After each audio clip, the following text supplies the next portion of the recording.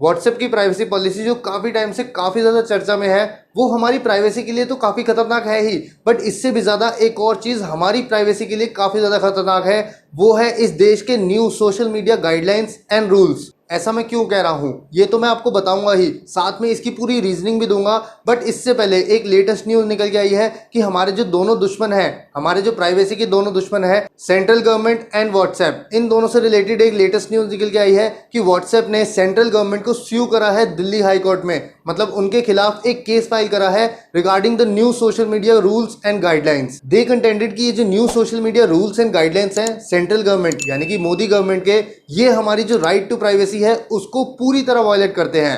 WhatsApp chats को trace करना, WhatsApp messages को ट्रेस करना, कौन कब क्या मैसेज कर रहा है ये ट्रेस करना, first originator of any message trace करना, ये सब कुछ हमारी जो राइट टू प्राइवेसी है उसको वायलेट करता है। Therefore the rules and guidelines are unconstitutional.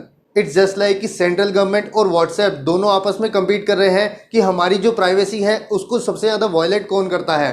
खैर, मैं सबसे पहले आपको ये बताता हूँ कि ये जो new social media rules and guidelines है, ये हमारी जो बेसिक कॉन्स्टिट्यूशनल राइट है, राइट टू प्राइवेसी, उसको कैसे वायलेट करता है। Then we will proceed to WhatsApp versus central government case. सबसे भयंकर चीज़ें new social media rules and guidelines में ये है कि इंटरमीडियरीज, जो सोशल मीडिया प्लेटफॉर्म्स के इंटरमीडियरीज हैं, उनको जो ट्रेसिंग है वो इनेबल करनी पड़ेगी of the originator of the information if required by the court of competent jurisdiction और एनी अथॉरिटी। मतलब कि सरकार अगर मांगे तो इनको फर्स्ट ओरिजिनेटर की जो सारी इन्फॉर्मेशन है वो सरकार को देनी पड़ेगी।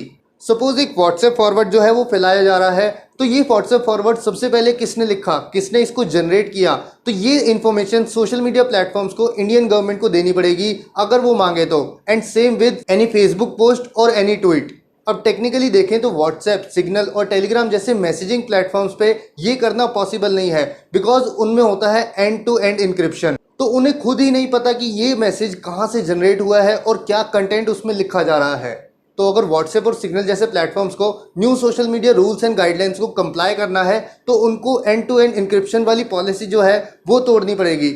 अगर आपको नहीं पता कि एंड टू एंड इंक्रिप्शन वाली पॉलिसी है क्या, तो आप इस वीडियो को ज़रूर देखना। इसमें मैंने व्हाट्सएप प्राइवेसी पॉलिसी के साथ एंड टू एंड इंक्रिप्शन भी समझाया है। तो एंड टू एंड इंक्रिप्शन को खत्म करने का मतलब है आपकी जो प्राइवेसी है उसके ऊपर काफ़ी बड़ा खतरा है, because end to end encryption खत्म होने के बाद आपके जो मैसेजेस हैं, आपके जो व्हाट्सएप चैट्स हैं, वो किसी तीसरे बंदे के लिए पढ़ना काफ़ी आसानी से पॉसिबल हो पाएगा। और ये करना व्हाट्सएप की जो नई माशाअल्लाह पॉलिसी है उससे भी 10 गुना ज़्यादा खतरनाक होगा। व्हाट्सएप ने तो कोर्ट में केस कर दिया, बट टेलीग्राम और सिग्नल जैसे प्लेटफॉर्म्स अगर इन पॉलिसीज़ को कंप्लाई करने से मना कर देते हैं, तो अगर थोड़े टाइम में आप देखोगे कि सेंट्रल गवर्नमेंट इन ऐप्स को बैन कर रही है, तो ज़्यादा शॉकिंग नहीं होगा।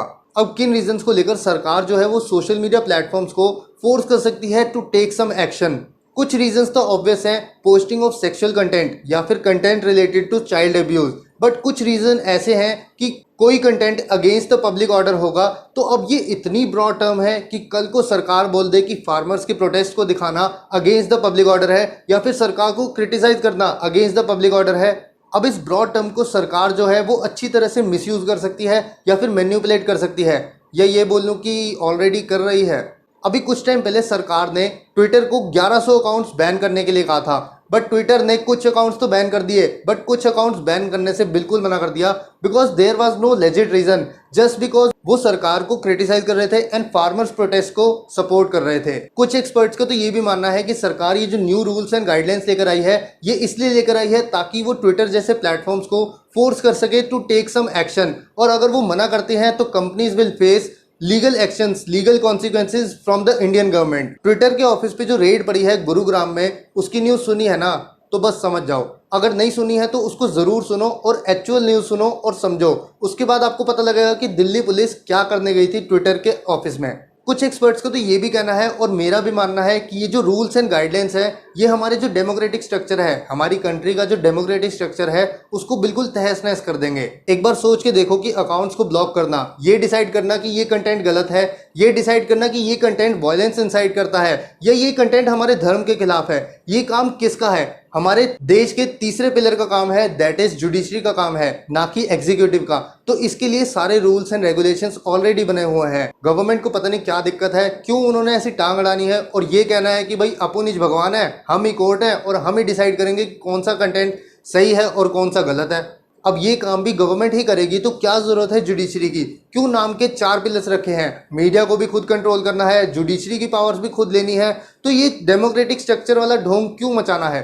बात बिल्कुल सिंपल सी है कि कोई भी पॉलिटिकल पार्टी हमेशा से बायस्ड होती है। मतलब जो रूलिंग पार्टी है उनके जो रूल्स हैं वो उनके लिए अलग होते हैं और जो आम जनता है, कॉमन मैन के लिए अलग होते हैं। तो इसी वजह से जुडिशरी की जो इंपॉर्टेंस है वो काफ़ी ज़्यादा है, because they ensures and keep checks on other 3 pillars and maintain balance.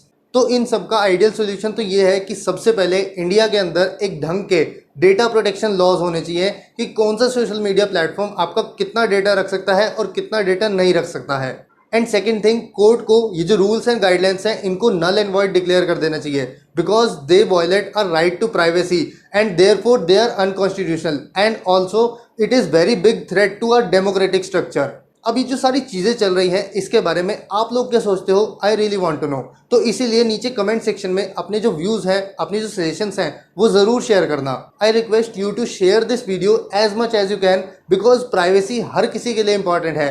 बाकी अगर आपको वीडियो इन्फॉर्मेटिव लगी तो इसे लाइक ज़रूर करना and don't forget to subscribe the channel. मिलते हैं आपसे एक और इंटरेस्टिंग वीडियो के साथ। Till then keep getting knowledge effortlessly.